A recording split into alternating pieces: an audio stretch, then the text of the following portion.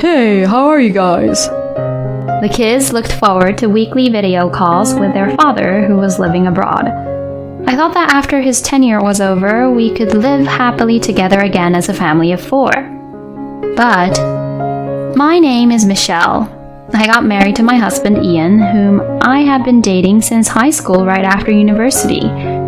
It was our first love and had a whirlwind romance like in movies. Our marriage was smooth sailing for 5 years. We were blessed with 2 children. His work was going well and was working abroad on a project by himself. Raising 2 boys alone was a challenge, but being a full-time housewife with the help of my parents, I was getting by. It was a weekly video call with Ian that night. The kids were excited to be able to talk with him. By the scheduled time, I, the kids, and even my parents gathered in front of the computer. It was like a big family event. To be honest, I was longing to speak to him alone about my struggles and our future plans, which I couldn't let the kids hear. Hoping I would have a chance, I prepared my computer in front of my family in the living room. Hey, how are you kids? Have you been good boys? Ian smiled broadly when he saw their happy faces. He seemed to be well and looked the same as ever. The kids were busy talking non-stop about what they'd done and asked him when he would be back. My parents also enjoyed watching their bubbly conversations. I guess that was what it meant to have smooth sailing and be happy.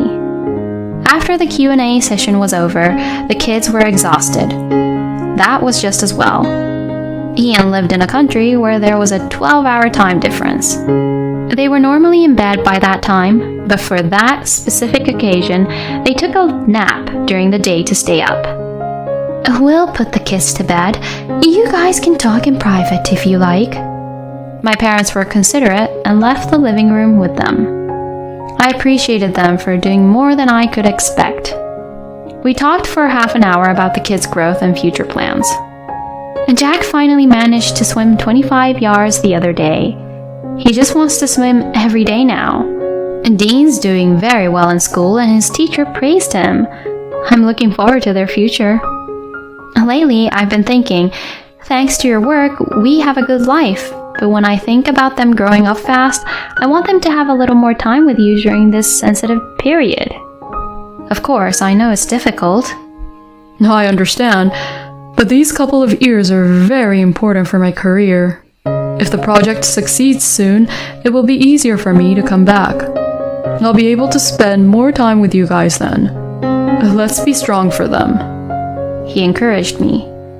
After that, I gossiped a bit about mommy friends and asked him about his plan for the day.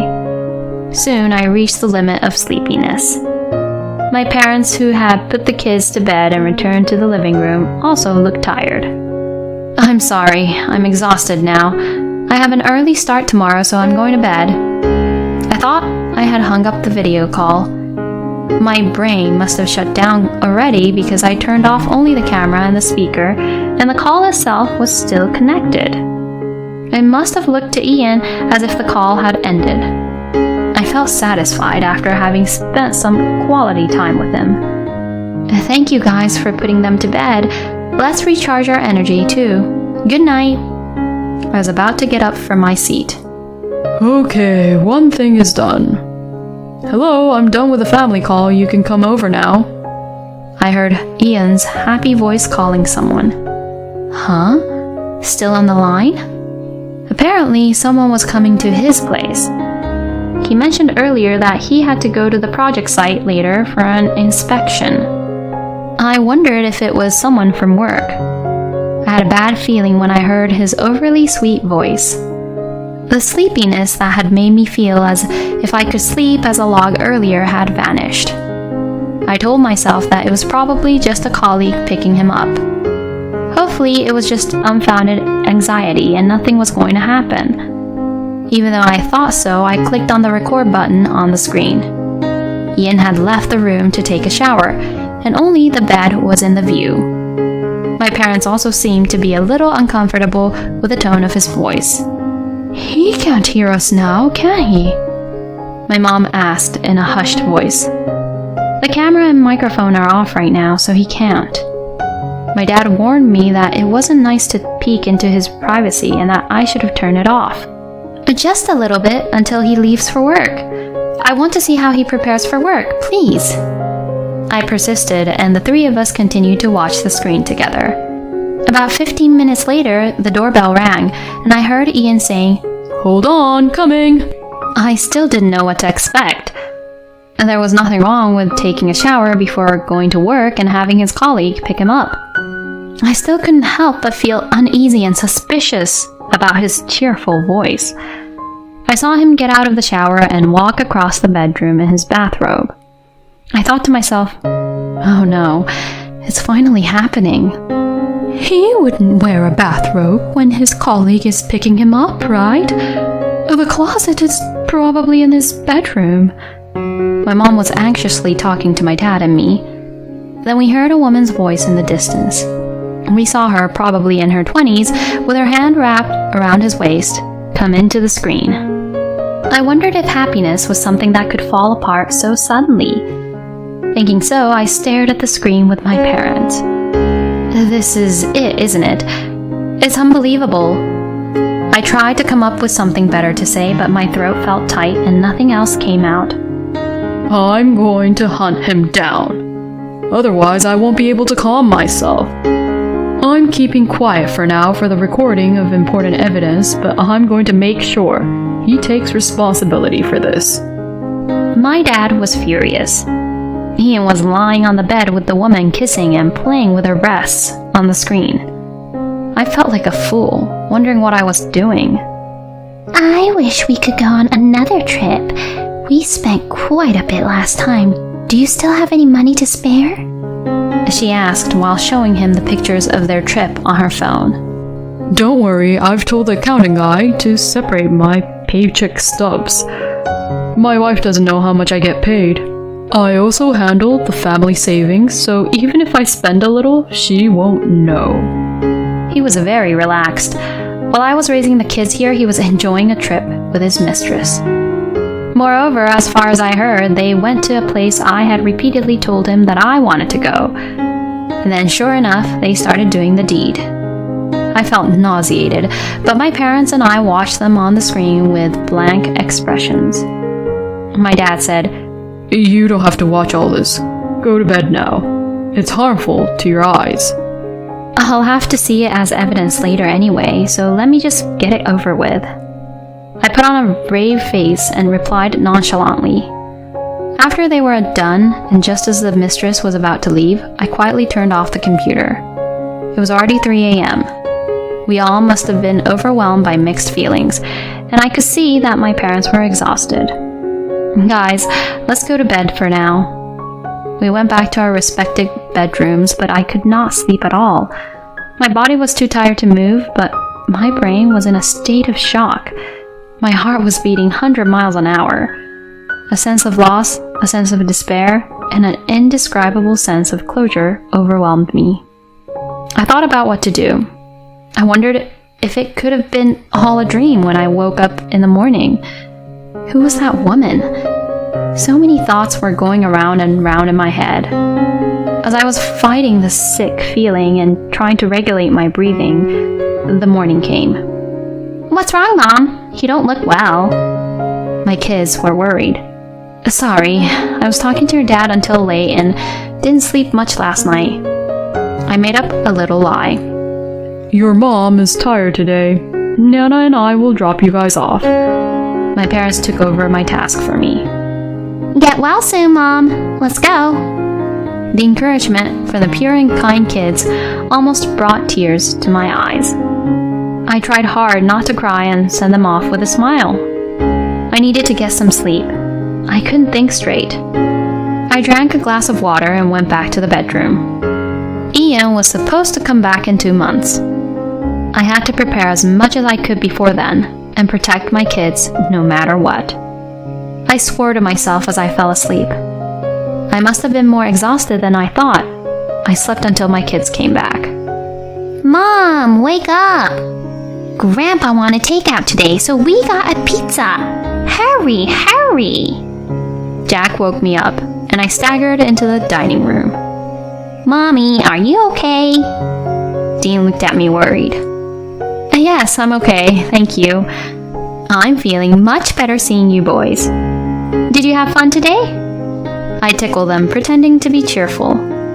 Stop it! No! They were relieved to see me looking joyful. Seeing them happily play around, my parents also looked a little relieved. You can't fight a war on an empty stomach. As I ate my pizza, I thought about the future.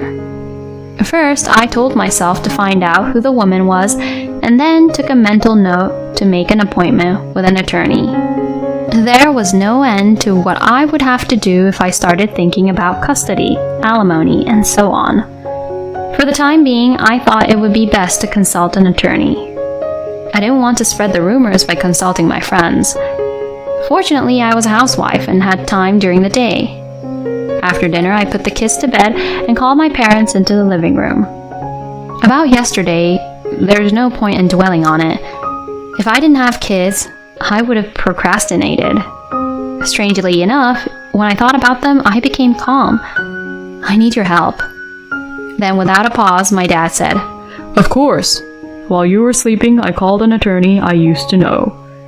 I know him from when one of my friends was cheated on by his wife, he said proudly. I was very grateful, but I knew it was nothing to be proud of. I turned to look at my mom. I will help you as much as I can. I trusted Ian so much, but he betrayed us. I wouldn't be satisfied if I didn't do anything. She readily agreed. I wasn't sure what she was planning, but she seemed to be enjoying the situation.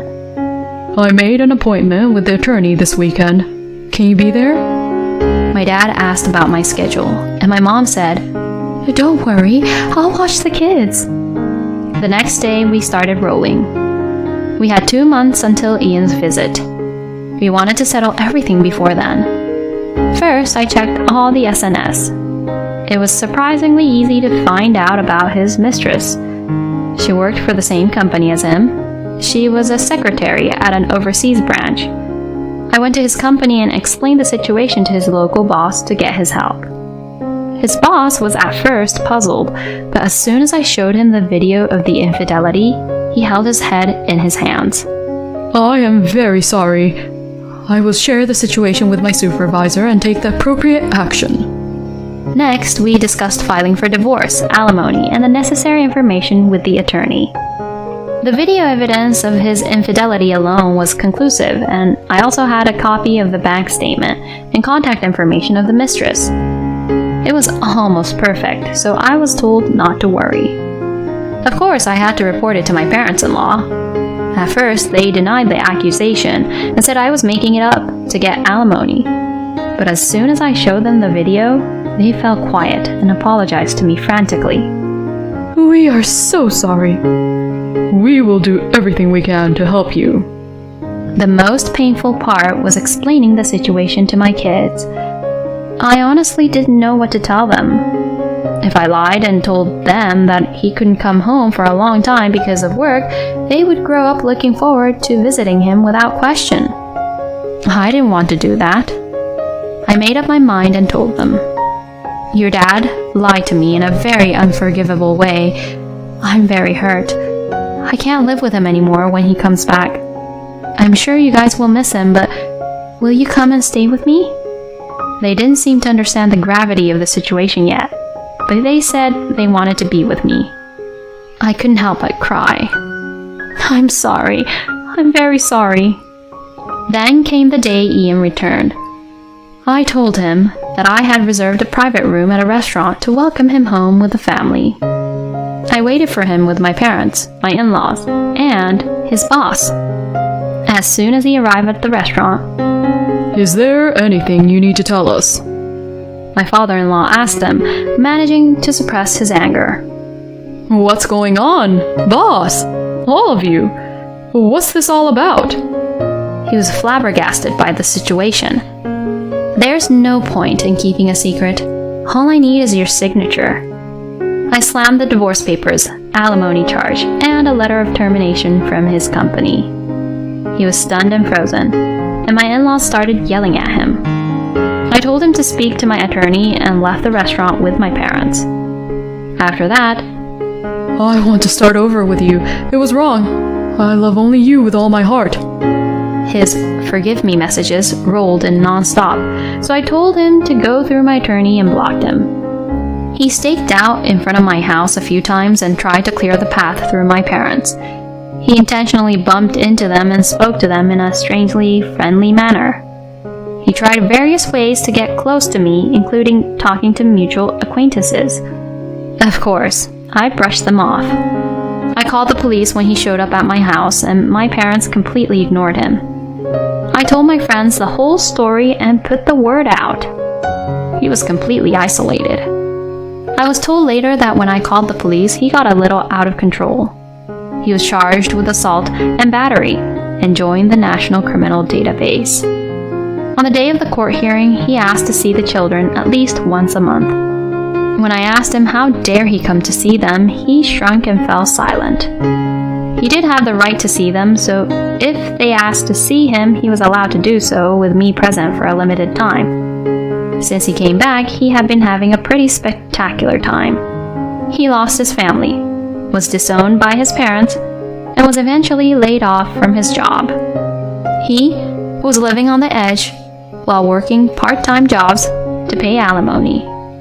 The salary he lied about and the savings, which were used up in the end, were used against him to make up a considerable amount of alimony. He also broke up with his mistress. He couldn't afford to pay child support, so his parents were paying on his behalf as a way of apology to their grandchildren. He was seeing the kids in the beginning, but as they got to the age when they understood what had happened, the less often they asked to see him. From the day I found out about his affair to the day of divorce passed like a storm. It's a funny story now. To be honest, I don't have an ounce of sympathy or sadness for him anymore, no matter where he is or what he's going through. As for me, I invested the alimony in stocks and was very successful. I was able to send my kids to college without any difficulties. Now that my kids are independent, I bought a small house in the countryside and I'm enjoying a slow life by myself. What I enjoy most now is seeing my adorable grandchildren. Although it's not a convenient place like the city with everything you need, it has a lot of nature, clean air, and a very pleasant community. I don't have a lot of reasons to go to the city, so I'm satisfied with this tranquil place. I have a family who loves me very much. My sons come to visit me with their families during the summer vacation. I spend my days thinking, I'll never want to give up this happiness.